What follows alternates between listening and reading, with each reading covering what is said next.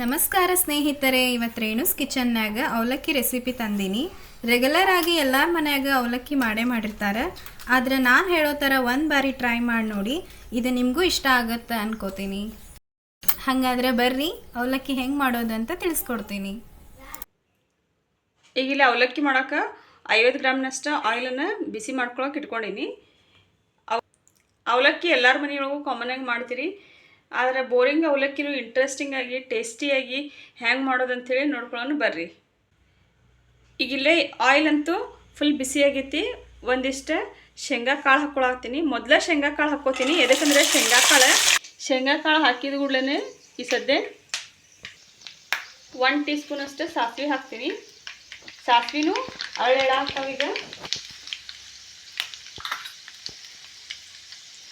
ಅದ್ರ ಜೊತೆಗನ 1 tea spoon ಅಷ್ಟು ಕಡಲೆಬೇಳೆ ತೊಗೊಂಡಿನಿ.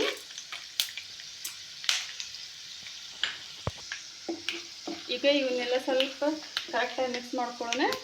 ಲೈಟ್ ಗೋಲ್ಡನ್ ಕಲರ್ಗೆ ಎಲ್ಲ ಬರತ್ತಾವೀಗ. ಅಂದರೆ ಶೇಂಗಾ ಕಾಳು ಮತ್ತು ಕಡಲೆಬೇಳೆ. ಇದೇ ಟೈಮಿಗೆ 1 ಟೀ ಸ್ಪೂನ್ ಅಷ್ಟು ಉದ್ದಿನಬೇಳೆ ಹಾಕ್ಕೊಳತ್ತೀನಿ. ಕಡಲೆಬೇಳೆ, ಉದ್ದಿನಬೇಳೆ, ಶೇಂಗಾ ಅವಲಕ್ಕಿ ಒಳಗೆ ಮಸ್ತ್ ಟೇಸ್ಟ್ ಕೊಡ್ತೈತಿ. ನೀವು ಇದು ಹಾಕಿ ಮಾಡಿಲ್ಲ ಅಂದ್ರೆ ಅವಲಕ್ಕಿ ಸಪ್ಪ ಚಲೋ ಅನ್ಸಂಗಿಲ್ಲ.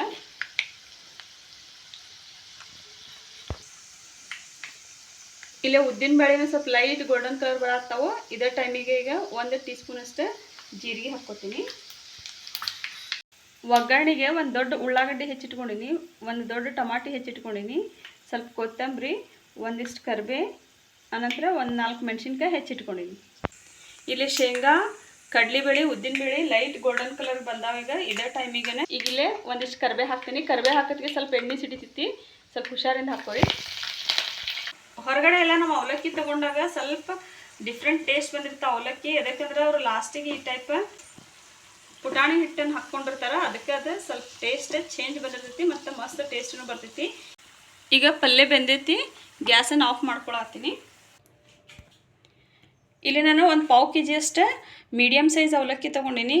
ಇವು ಮೀಡಿಯಮ್ ಸೈಜ್ ಅವಲಕ್ಕಿ. ಇವಕ್ಕೆ ಜಸ್ಟ್ ನೀರು ಹಾಕಿ 1 ಟೈಮ್ ತೊಳೆದ್ಬಿಟ್ರೆ ಸಾಕು, ಇವೆಲ್ಲ ಮೆತ್ತಗಾಗ್ಬಿಡ್ತಾವೆ. ಅದಕ್ಕೆ ಈಗ ಅವಲಕ್ಕಿ ಪಲ್ಯ ರೆಡಿ ಆದ ಕೂಡಲೇ ಇದಕ್ಕೆ ನೀರು ಹಾಕಿ ನಾನು ಕ್ಲೀನ್ ಮಾಡ್ಕೊಳತ್ತೀನಿ. ಇನ್ ಕೇಸ್ ನೀವೇನಾದರೂ ದಪ್ಪ ಅವಲಕ್ಕಿ ತೊಗೊಂಡಿದ್ರಿ ಅಂದರೆ ಅವನ್ನ ಒಂದು 10-15 ನಿಮಿಷ ನೆನೆಸಿಟ್ರೆ ಚಲೋ. ಇವಕ್ಕೇನು ನೆನೆಸಿಡೋದು ಬೇಡ, ಡೈರೆಕ್ಟಾಗಿ ನೀರು ಹಾಕಿ ಸ್ವಲ್ಪ ಕ್ಲೀನ್ ಮಾಡ್ತೀನಿ. ಈಗ ಈ ಅವಲಕ್ಕಿಗೆ ಸ್ವಲ್ಪ ನೀರು ಹಾಕ್ಕೊಂಡೆ ಕರೆಕ್ಟಾಗಿ ಅವಲಕ್ಕಿ ತೊಳಿತೀನಿ. ಈಗ ಎಲ್ಲ ಫಸ್ಟ್ ನೀವು ನೀರು ಹಾಕಿ ನೆನೆಕಿಟ್ಟು ಯೂಸ್ ಮಾಡ್ಬೇಕಂತೇನಿಲ್ಲ. ಡೈರೆಕ್ಟಾಗಿ ಜಸ್ಟ್ ನೀರು ಹಾಕಿ ತೊಳ್ಕೊಂಡು ಅವಲಕ್ಕಿಗೆ ಒಗ್ಗರಣೆಗೆ ಹಾಕ್ಬಿಟ್ರೆ ಸಾಕು. ಈಗ ಇಲ್ಲೇ ಅವಲಕ್ಕಿಗೆ ನೀರು ಹಾಕಿ ಈ ಅವಲಕ್ಕಿ ತೊಳ್ಕೊಂಡು ತೊಗೊಂಬಂದಿಟ್ಟಿನಿ. ನೋಡಿರಿ ಎಷ್ಟು ಉದುರಾಗಿ ಬಂದಾವು. ಈಗ ಈ ಎಲ್ಲ ಅವಲಕ್ಕಿನೂ ಈಗೇನು ಪಲ್ಯ ಮಾಡಿ ಇಟ್ಕೊಂಡಿದ್ದೆ ಅಲ್ಲ ಒಗ್ಗರಣೆದೆ, ಅದಕ್ಕೆ ಹಾಕ್ಕೊಳತ್ತೀನಿ.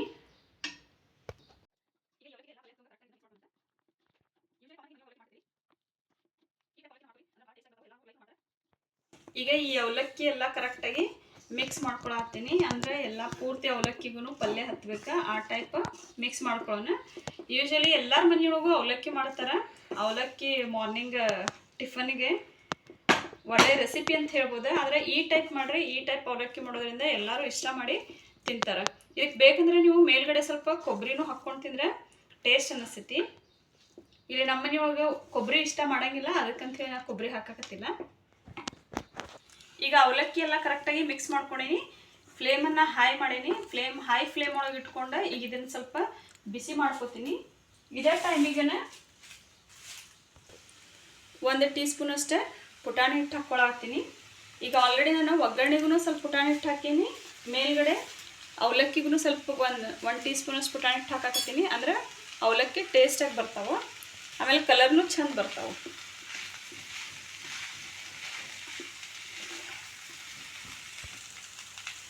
ಈಗ ಇಲ್ಲಿ ನೋಡ್ರಿ 5 ಮಿನಿಟ್ಸ್ನಾಗ ಟೇಸ್ಟಿ ಅವಲಕ್ಕಿ ರೆಡಿ. ಇಲ್ಲಿ ನೋಡ್ರಿ ಈ ಟೈಪ್ ಟೇಸ್ಟಿ ಆದ ಅವಲಕ್ಕಿ ಜಸ್ಟ್ 5 ಮಿನಿಟ್ಸ್ನಾಗ ರೆಡಿ ಆಗ್ತಾವೆ. ಈಗಿಲ್ಲೇ ಅವಲಕ್ಕಿ ರೆಡಿ ಆಗ್ಯಾವ. ಇಲ್ಲೇ ಅವಲಕ್ಕಿ ಇಲ್ಲಿ ನೋಡ್ರಿ ಬಿಸಿ ಬಿಸಿ ಅವಲಕ್ಕಿ ರೆಡಿ ಆಗ್ಯಾವ. ಯವ್ವ ಇಲ್ಲಿ ನೋಡ್ರಿ ಬಿಸಿಯಾದ ಅವಲಕ್ಕಿ ರೆಡಿ ಆಗ್ಯಾವ. ನೀವು ಈ ಟೈಪ್ ಅವಲಕ್ಕಿ ಮಾಡ್ಕೊಂಡು ತಿನ್ನಿರಿ, ಮಸ್ತ್ ಟೇಸ್ಟ್ ಆಗಿರ್ತಾವೆ.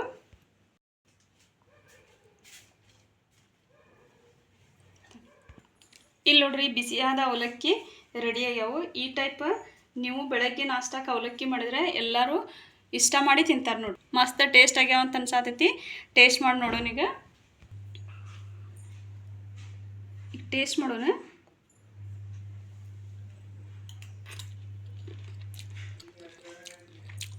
ವಾವ್, ಮಸ್ತ್ ಟೇಸ್ಟ್ ಬಂದೈತಿ. ಉಪ್ಪು ಖಾರ ಹುಳಿ ಎಲ್ಲ ಕರೆಕ್ಟ್ ಪ್ರಮಾಣದೊಳಗೆ ಬಿದ್ದೈತಿ. ಟೇಸ್ಟ್ನು ಮಸ್ತ್ ಬಂದೈತಿ ನೋಡ್ರಿ. ನೀವು ಈ ಟೈಪ್ ಅವಲಕ್ಕಿ ಮಾಡ್ಕೊಂಡು ತಿನ್ನಿರಿ ಬೆಳಗ್ಗೆ ನಾಷ್ಟಕ್ಕೆ. ಹೇಳಿ ಮಾಡಿಸಿ ರೆಸಿಪಿ. ಧನ್ಯವಾದಗಳು.